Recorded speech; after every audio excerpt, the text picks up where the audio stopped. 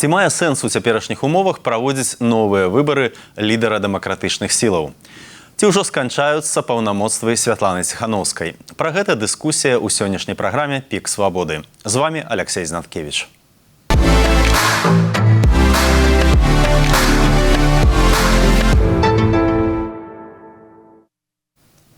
І нашыя сённяшнія госці Андрэй Ягораў, прадстаўнік фракцыі «Беларусы» ў каардынацыйнай радзе, і Анатоль Лябедзька, дарадца Святланы Ціханаўскай.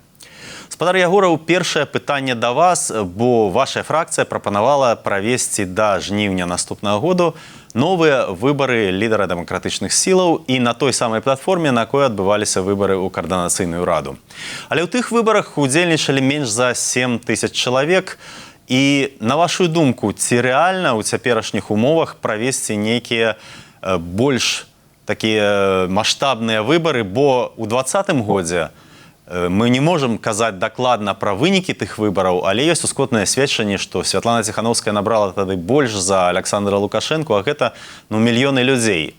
Мы думаем, что, по-перше, важно захаванне дэмакратычных прынцыпаў. Мы не аспрэчваем статус Святланы Ціханаўскай як лідара дэмакратычных сілаў у сённяшніх умовах, але думаем, что нам важны выбары як прынцып і магчымасць ратацыі лідарства у дэмакратычных сілаў, бо гэта падмацоўвае дэмакратычную культуру. І калі мы лічым сябе дэмакратамі, то ўрэшце мы мусім весці сябе дэмакратычна. І калі парушаюцца гэтыя прынцыпы, мы аўтаматычна працягваем нейкія паўнамоцтвы без канкурэнтнасці, то гэта, наадварот, падаецца, падрывае статусы самой Святланы Ціханаўскай. І ў гэтым сэнсе мы выказваем гэтую заклапочанасць. Акрамя таго, мы прапануем такую сістэму выбараў, але ў прынцыпе гэтае рашэнне яно мусіць узгадняцца паміж дэмакратычнымі сіламі, і можна прыйсці да іншых варыянтаў рашэнняў правядзення гэтых выбараў, ці змяняльнасці, ці патэнцыйнай змяняльнасці лідарства дэмакратычных сілаў. Уже некаторыя эксперты, напрыклад, там прапаноўвалі, як там украінскія эксперты, там Евген Магда, які цікавіцца Беларусію, там я казаў, што магчыма там каардынацыйная рада магла правесці такія выбары. Магчыма, гэта могуць быць нейкія ускосныя варыянты выбараў. Некаторыя групы палітычных актараў там настойвалі на правядзенне там кангрэсу дэмакратычных сілаў, што таксама там было практыкай у пэўны час унутры дэмакратычных сілаў. І падаецца, што сённяшні статус Святланы Ціханаўскай такі, што любыя варыянты гэтых выбараў яны прывядуць да таго, што менавіта яна выйграе гэтыя выбары, бо яна самы папулярны, самы вядомы, і самы ўплывовы палітык унутры дэмакратычных сілаў. Таму, падаецца, мы тут пужаемся гэтай канкурэнцыі, хаця фактычна статус Святланы Ціханаўскай даволі моцны, і толькі новае падмацаванне дэмакратычнае, узмацніць ейны статус. Спадар Лябедзька, да вас пытанне, ці лічыце вы, што такія выбары трэба праводзіць, і таксама ці лічыце вы, што гэтыя выбары павінна арганізаваць якраз Святлана Ціханаўская, як прапаноўваюць гэтая фракцыя «Беларусы», спадар Пракоп'еў і спадар Ягораў? Першае, я хочу азначыць, што ў мяне няма мандата і паўнамоцтваў выступаць зараз па гэтаму пытанню ад імя Святланы Ціханаўскай ці офіса Святланы Ціханаўскай. Я тут буду гаварыць як дырэктар цэнтра «Еўрапейскі дыялог» і як чалавек, які мае вялікі, багаты досвед правядзення розных кампаній, выбараў, выбарчых кампаній і гэтак далей. Я не ведаю, што скажа сама Святлана Ціханаўская. Магчыма, яна заўтра зробіць гучную палітычную заяву, што яна мяняе свае прыярытэты.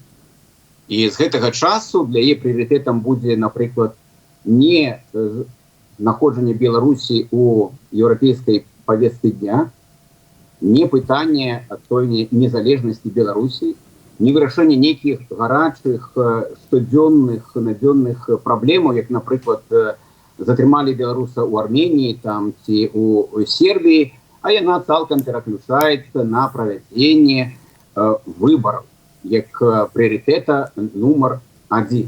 А гэта патрабуе часу. І Андрэй можа пацвердзіць, як чалавек, які займаўся арганізацыяй выбараў у каардынацыйную раду, што яны пачалі, калі глядзець пісьмовыя там ці публічныя заявы за год да гэтага, аднак так і не справіліся там у лютым правесці гэтыя выбары. Больш таго, у чэрвені, калі ўжо праводзілі выбары, то было велічэзная колькасць нараканняў на якасць правядзення гэтых выбараў. То бок гэта рэальна тое, што патрабуе вялікіх намаганняў, часу і змянення прыярытэтаў. Вось і давайце, беларусы, будзем адказваць на пытанне, што важней для нас на сённяшні дзень.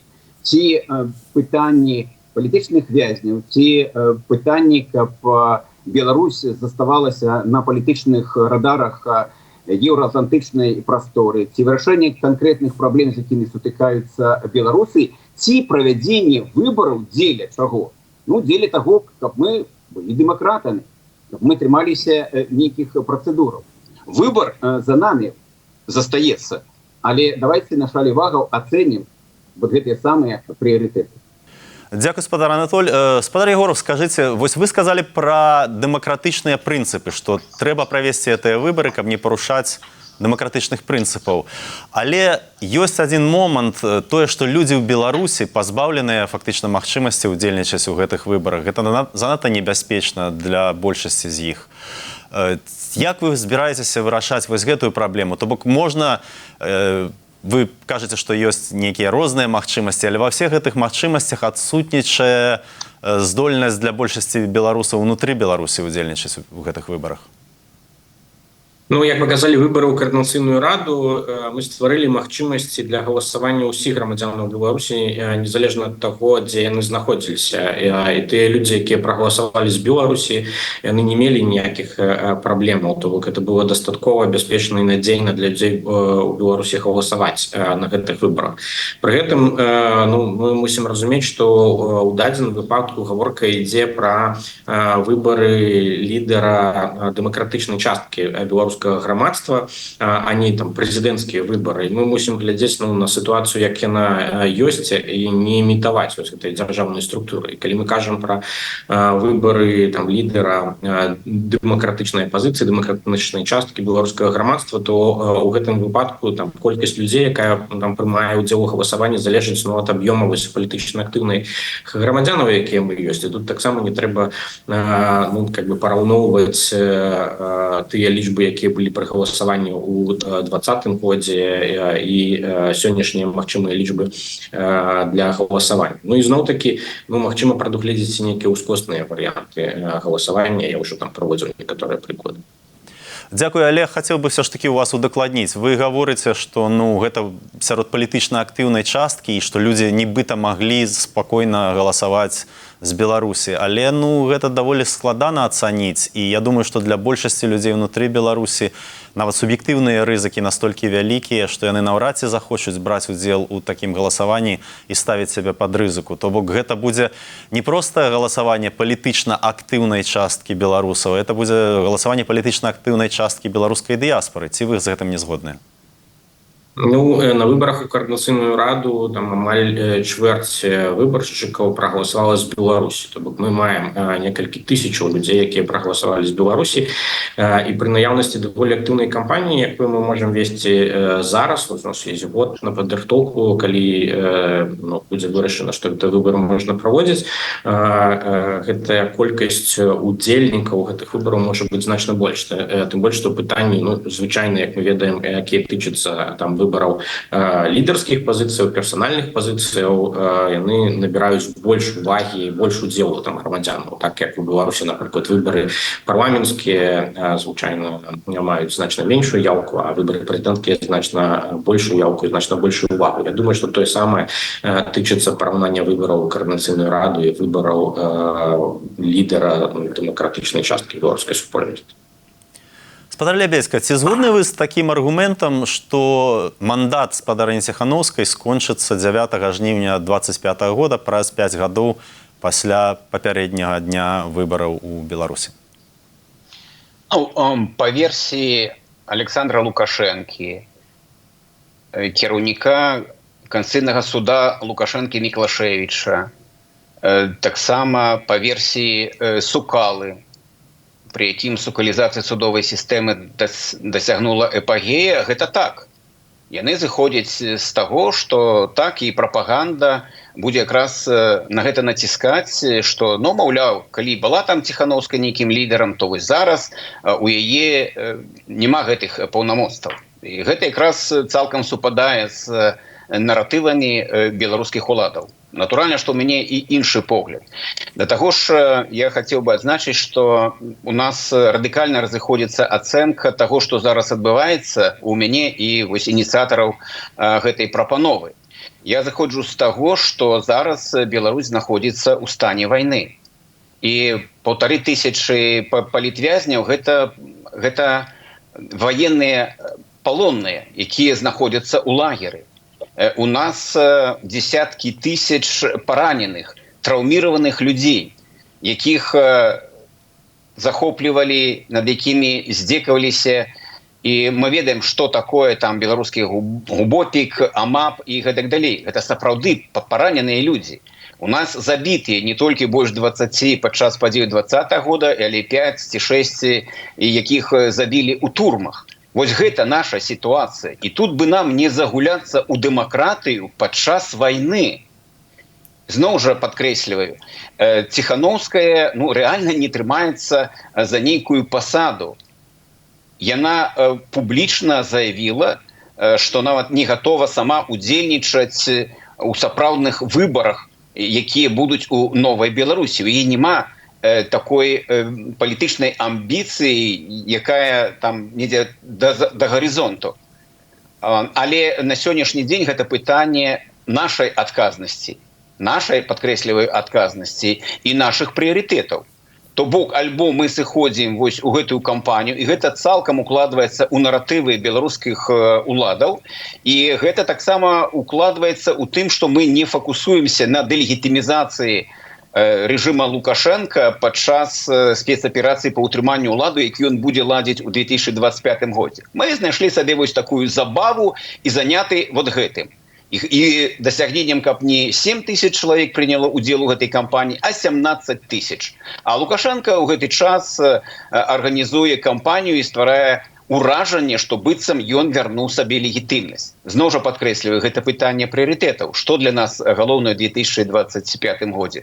Да таго ж ёсць досвед папярэдні. Я думаю, што калі мы ўзгадваем 90-е, легітымны Верховны Савет 13-го склікання, то памылкай дэмакратычных сілаў было тое, што мы пагадзіліся па факту пагадзіцца з тым, што паўнамоцтвы Верховнага Савета закончыліся ў 2000 годзе. А калі мы зыходзім з Канстытуцыі 94 года, то там быў такі артыкул, які фіксаваў, што паўнамоцтвы парламента працягваюцца да таго часу, пакуль не абраны новы парламент. А гэта азначае абсалютна іншы падыход. Гэта азначае, што ніякая палата не магла быць легітымнай, нават і блізка, а паўнамоцтвы Верховнага Савета працягваліся да таго часу, пакуль не пройдуць свабодныя сумленныя выбары. То я думаю, што трэба нам яшчэ і вучыцца на тых памылках, якія мы рабілі ў мінулым. Спадар Ягораў, а што бы адказалі на вось гэтае параўнанне, што Крэмль, напрыклад, навязвае цяпер ваенны час дыскусію ва ўкраіне, што трэба перавыбары Зяленскага і што выбары ва ўкраіне не адбываюцца, там ідзе вайна. І вось гэтае параўнанне, што ў Беларусі таксама фактычна военная ситуация, и что не варто навязывать эту дискуссию, что она подобная в нечем до украинской? Я думаю, что это надто нацягнутыя параллели. І вось гэтая гульня, дзе мы імітуем дзейнасць дзяржаўных органаў і адносімся да гэтага занадта сур'ёзна, мне падаецца, ўжо перакрочвае пэўную мяжу рацыянальнасці. Мы не маем тут там паўнавартаснага там альтэрнатыўнага парламенту, ураду, прэзідэнта, і мы ёсць там дэмакратычныя сілы. Мы абапіраемся на тую колькасць грамадзянаў, якія нас падтрымліваюць, колькі ў нас ёсць, да? І наш уплыў у Беларусі даволі абмежаваны. І тут не трэба там змешваць кампанію і дзейнасць беларускіх дэмакратычных сілаў па кампаніі падчас 25-го году, і што мы можам зрабіць пры нашым абмежаваным уплыве, і унутраных працэсаў дэмакратычных сілаў, звязаных з уласным пацвярджэннем і перапацвярджэннем уласнай легітымнасці. На сённяшні час выбарная каардынацыйная рада апіраецца на тую колькасць грамадзянаў, якія за яе прагаласавалі. Тое самае, у прынцыпе, можна зрабіць і для нацыянальнага лідару. Акрамя таго, сітуацыя канкурэнтнасці і змяняльнасці лідараў стварае большую сітуацыю і падатказнасці, і проста развіцця самих дэмакратычных сіл. Это больш здаровая па сутнасці сітуацыя, чым проста гэты аўтаматычны працяг. І мне не падаецца тут, што мы можам тут выкарыстоўваць тую самую аргументацыю, якую выкарыстоўваюць сённяшняя украінская ўлада, уводзячы надзвычайнае становішча і перапынаючы выбары. Мы не знаходзімся ў такой сітуацыі, прынамсі дэмакратычныя сілы. Спадар Анатоль, што б вы адказалі на той аргумент, што гэта не выбары, так бы мовіць, нацыянальнага лідара, а выбары лідара дэмакратычнай часткі, і што мы не павінны блытаць гэтыя дзве рэчы?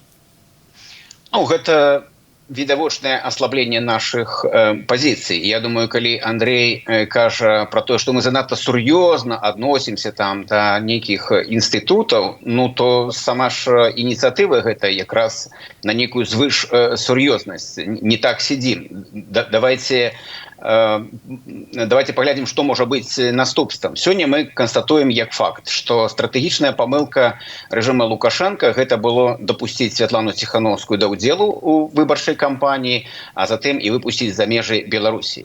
Яны выпусцілі менавіта нацыянальную лідарку, якая выйграла выборы 2020 года і якая мае падтрымку мільёнаў выбаршчыкаў. Вось у гэтым статусе яна сёння чалавек, які перамог Лукашенка і які мае падтрымку мільёнаў лідараў. Што прапануюць аўтары гэтай ініцыятывы? Яны прапануюць перавесці Святлану Ціхановскую ў іншую весавую катэгорыю.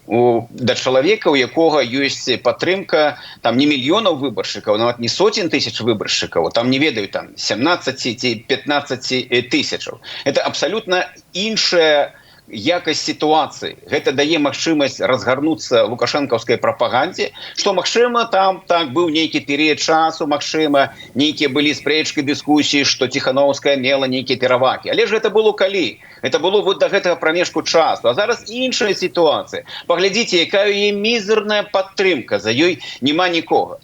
Гэта мусіць будуць улічваць і міжнародныя гульцы, і тыя, хто на сённяшні дзень стварыў магчымасць для таго, каб мы ўваходзілі ў будынкі праз цэнтральны ўваход.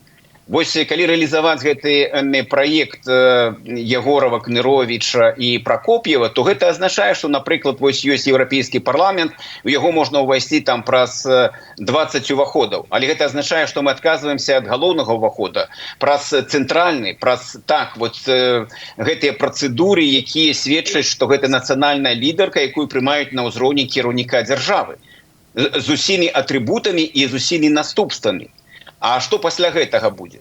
У нас узнікне сітуацыя таго, што мы губляем гэты агульны голас, і мы губляем гэты цэнтральны ўваход у еўрапейскія карыдоры ўлады. Мы скатваемся да сітуацыі такога міжсабойчыка, таму што хтосьці не прыме ўдзел у гэтых выбарах, напрыклад, не ведае, хто ні Зянон Пазняк, ні Цэпкала, і для іх тады ўжо змагацца з нейкім новаабраным праз 17 тысяч. Это значна больш камфортная сітуацыя.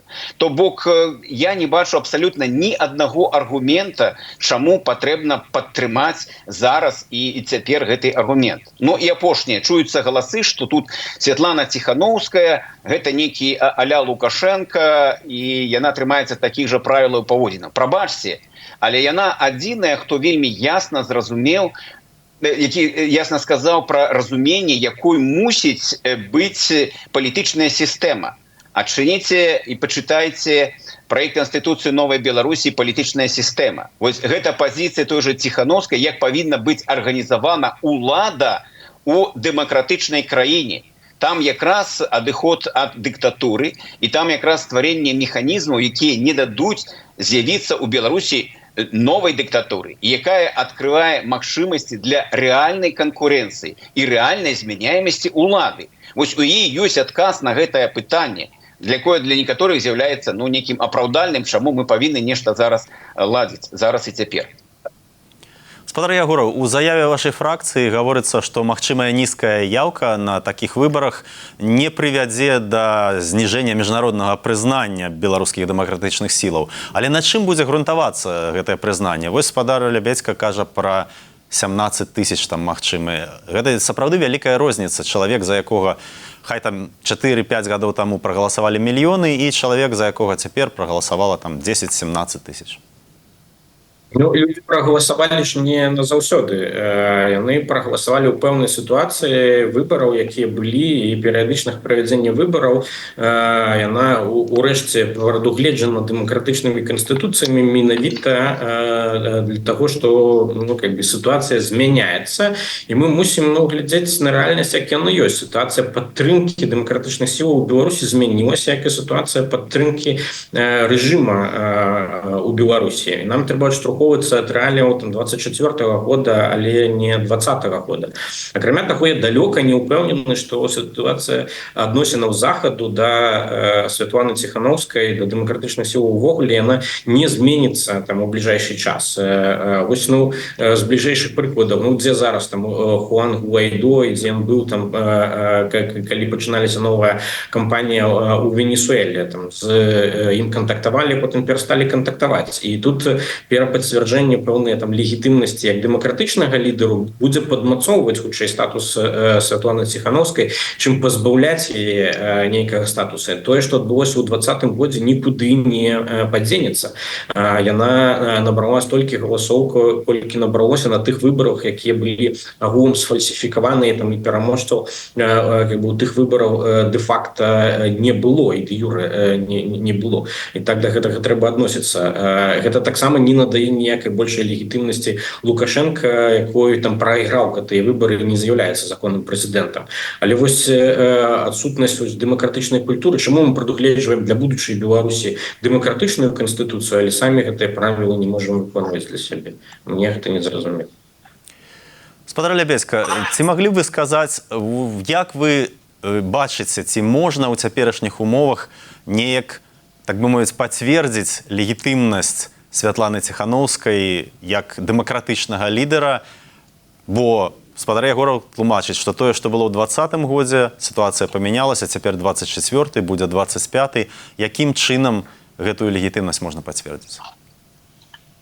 Па-першае, я не бачу нейкіх правовых абгрунтаванняў таго, што менавіта праз год заканчваюцца паўнамоцтвы Святланы Ціханаўскай. Такія абгрунтаванні гучаць сёння ў Менску. Ад Лукашэнкі, ад Сукалы, ад Міклашевіча, ад прапагандыстаў. Гэта іх наратывы. Тое, што гэтыя наратывы падтрымоўвае частка дэмакратычнай апазіцыі, гэта права выбара. Мы вось тут якраз і зыходзім з таго, што мусіць быць дыскусія, і людзі мусяць самі выбіраць. Але я не лічу наратывы беларускага рэжыма, іх трактоўка падзеяў у правовым плане ці ў палітычным, што гэта мусіць быць моцным аргументам. Па-другое, ўсё ж вызначаецца практыкай. Вось калі б насамрэч зараз адбыўся нейкі абвал цікавасці да Святланы Ціханаўскай, што перад ёй зачыніліся магчымасці удзельнічаць у саміце G7 міністраў замежных спраў, альбо каб яе не запрашалі на саміты з удзелам 33 спікераў парламентаў, каб з ёй не размаўлялі Шольц, Макрон, Наўседа і іншыя, то тады б гэта быў нейкім званочкам. А пакуль якраз яна ўспрымаецца як нацыянальная лідарка, як чалавек, з якім яны маюць давер і гатовы працягваць супрацу. Я выбачаюся, спадар Лябедзька, я вас пераб'ю, але вось, можа быць, аргумент спадара Ягорава ў тым, што не варта чакаць, калі яны перастануць размаўляць, што, маўляў, трэба пацвердзіць вось цяперашні яе статус, правесці нейкую новую працэдуру. Новую працэдуру, якраз якая падштурхне, магчыма, прадстаўнікоў палітычных эліт Еўропы і Амерыкі гэта пераглядаць, вы гэта прапановваеце. Давайте мы спачатку зробім такую аперацыю по змяншэнню ці ліквідацыі легітымнасці Святланы Ціхановскай і потым магчыма спрагназуем, што згубіцца і цікавасць. Гэта якраз падыход як частка плана, якая зыходзіць ад Александра Лукашэнкі. Мяне навогул насцярожвае такая сітуацыя, таму што мы гаворым зараз пра адзін трэк, але тут два трэкі. Адзін паралельны, які кажуць: ну давайте мы зараз дадзім Лукашэнку нейкую легітымнасць у нейкіх пытаннях.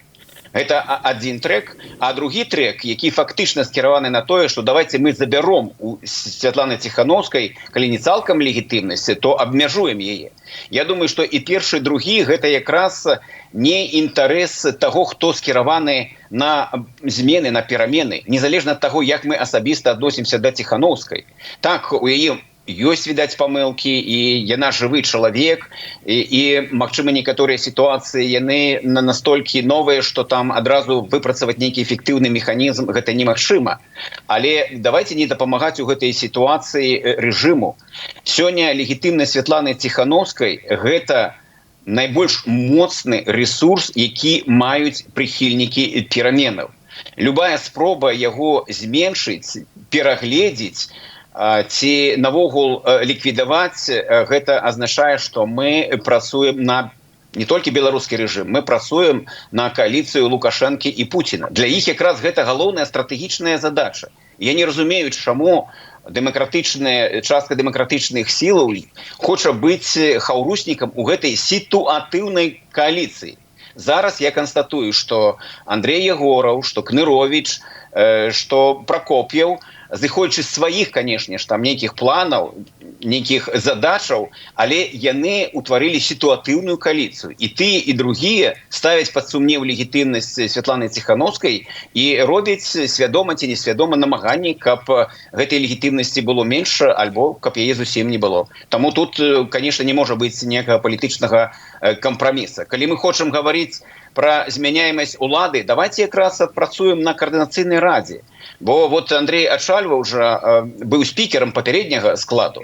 І зараз яны кажуць, што вот глядзіце, прыйшла дыктатура у новым складзе. То можа давайте мы на гэтай пляцоўцы спачатку адпрацуем гэтыя механізмы змены, пераемнасці, навучымся кансалідавана разам і апазіцыя, і большасць выступаць на міжнародных пляцоўках. Давайте зробім, адпрацуем вот гэты трэк, вот гэты файл. І калі мы будем мець нейкі такі станоўчы досвед, ну, магчыма, прыйдзе час, тут не можа быць ніякіх гарызонта без нейкай фіксацыі. Але падкрэсліваю, не падчас вайны. Я настойваю, што мы зараз у сітуацыі вайны, і паралелі з Украінай тут абсалютна, ну, можа не цалкам на 100%, але гэта так. Гэта і там вайна, і тут вайна, толькі розныя формы гэтай вайны. Спадар Ягораў, я хацеў бы задаць вам апошняе пытанне. Як бы вы адказалі на аргумент, што гэтыя выбары, якія вы прапануеце, яны возьмуць рэальна вельмі шмат рэсурсаў, і у дэмакратычных сілаў не застанецца магчымасці, застанецца менш сілаў, каб неяк удзельнічаць і змагацца унутры Беларусі за нейкія змены, бо Лукашэнку давядзецца праводзіць сваю выбарчую кампанію ў наступным годзе, і неяк там ламаць ягоны сцэнар будзе цяжэй, калі адначасова паралельна з гэтым праводзіць выбары дэмакратычнага лідара за мяжой.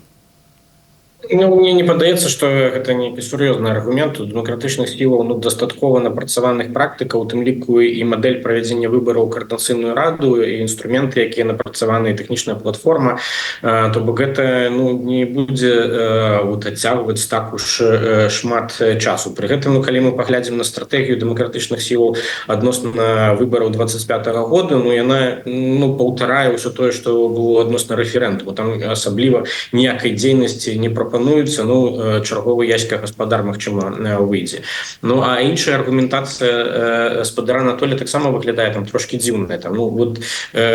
Прычым тут альянс з лукашэнкаўскімі ўладамі ўвогуле не зразумела, там што яны не прызнавалі, нібыта яны прызнаюць статус Святланы Ціхановскай як нацыянальнага лідара да сённяшняга часу, а потым там не будуць яго прызнаваць. Яны ўвогуле лічаць тыя выбары якія адбыліся ў 2020 годзе легітымнымі.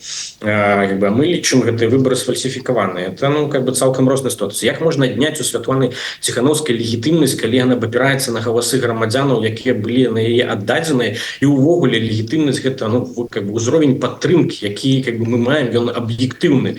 А сітуацыя у тым, што не ў лукашэнкаўскіх уладаў, якія там аспрэчваюць статус Святланы Ціханаўскай, яны і будуць яго аспрэчваць, а у тым ліку і ў пазіцыі краінаў захаду. І зноў-такі я не ўпэўнены, што пасля 25-го году мы працягнем тую сітуацыю, і іх адносіны працягнуцца да Святланы Ціханаўскай у тым самым статусе, як яно ёсць. Таму мы можам аказацца ў сітуацыі без лідера, калі гэтае аўтаматычнае працягненне паўнамоцтваў не будуць прызнаныя. І дэмакратычным сілам трэба лідар. І Святлана Ціханаўская можа праз працэдуры дэмакратычных выбараў падмацаваць гэты статус. Але, здаецца, мы ўжо паўтараемся. Спадар Ягораў, я хацеў бы удакладніць. Вось вы сказалі, што, здаецца, ні ў кого няма плану на 25 год внутры Беларусі, а у вашай фракцыі ёсць нейкія планы, што трэба рабіць дэмакратычным сілам у наступным годзе, калі Лукашенко абвесціць правыбарчую кампанію?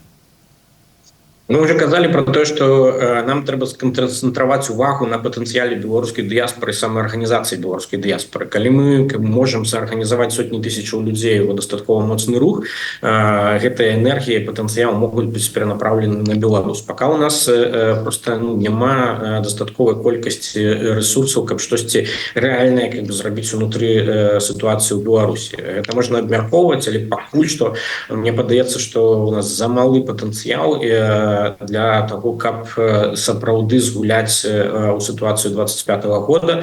Там, магчыма, застаюцца нейкія крэатыўныя падыходы для таго, што мы можам рабіць, але трэба аддаваць сабе справаздачу адносна рэальнасці, як яно ёсць, адносна рэальнага ўплыву і падтрымкі дэмакратычных сіл, якія ёсць у Беларусі. І, спадар Анатоль, вам тое ж самае пытанне, што трэба рабіць у 25-м годзе? Я звярнуў бы увагу на некаторыя акалічнасці для мяне абсалютна незразумелыя. Па-першае, сам Андрей меў мандат ад каардынацыйнай рады і удзельнічаў у падрыхтоўцы гэтага трохбаковага пагаднення. Я не быў удзельнікам гэтай рабочай групы, але ён меў мандат, і на момант падпісання ніякіх завагаў не было. Яны з'явіліся літаральна там на другі дзень, і гэта незразумела. Па-другое, фракцыя беларусы, якую ачальваюць тры ініцыятары гэтай ініцыятывы кампаніі, адмовіліся падпісаць платформу 2025. Галоўная задача якой якраз дэлегітымізацыя, лепш назваць спецаперацыі па ўтрыманню ўлады, а не выбараў. Яны адмовіліся ў гэтым удзельнічаць, у гэтым палітычным працэсе. І разам з тым паралельна зініцыявалі такую кампанію, якая вельмі сумнеўная, з якога пункту гледжання не паглядзі. Што датычна 25-го года, то я думаю, што якраз высілкі намаганні трэба засяродзіць на тым, каб вярнуць тэму свабодных сумленных выбараў у павестку дня шэраговага сярэднестатыстычнага беларуса. Это тое, з чым людзі выйшлі ў 2020 годзе. І тое, што застаецца праблемай. Я думаю, што гэта якраз стратэгія абсалютна такая пераможная ўнутры Беларусі, потому што лукашысты ніколі не пойдуць нават на саму дыскусію пра свабодныя справядлівыя выбары. Яны тут прайграюць па ўсіх пунктах. І гэта трэба утрымліваць. Па-другое, застаецца важным, актуальным дэлегітымізацыя вынікаў выбарчай кампаніі ўнутры краіны і за межамі. Это не такое простае пытанне, таму што мы бачым актывізацыю актыўнасці лукашэнкаўскіх пасланцаў у некаторых еўрапейскіх сталіцах. Яны спрабуюць працаваць зараз у некаторых парламентах Словаччыны, Угоршчыны, Балгарыі, ствараць нейкія там групы. Для іх важна не тое, што вярнуць легітымнасць. У міжнародным плане гэта немагчыма.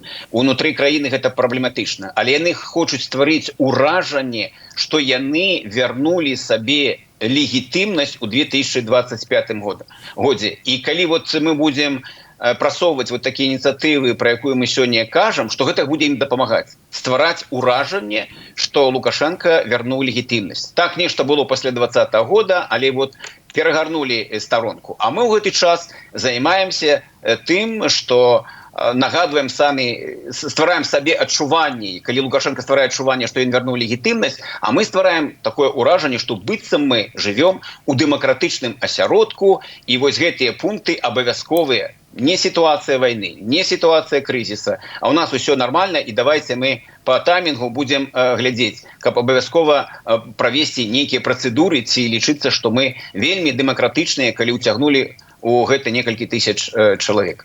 Таму 25-й год гэта змаганне за дэлегітымізацыю і за свабодныя справядлівыя выбары. Дякую. Я нагадаю, што нашымі гасцямі сёння былі Анатоль Лябедзька, дарадца Святланы Ціханаўскай, і Андрэй Ягораў, прадстаўнік фракцыі «Беларусы» ў Каардынацыйнай радзе. Калі для вас бяспечна гэта, то паставце, калі ласка, лайк пад гэтым відэа, падзяліцеся гэтым відэа, так яго пабачаць больш людзей. З вами сёння быў Аляксей Знаткевіч. Заставайцеся са свабодай.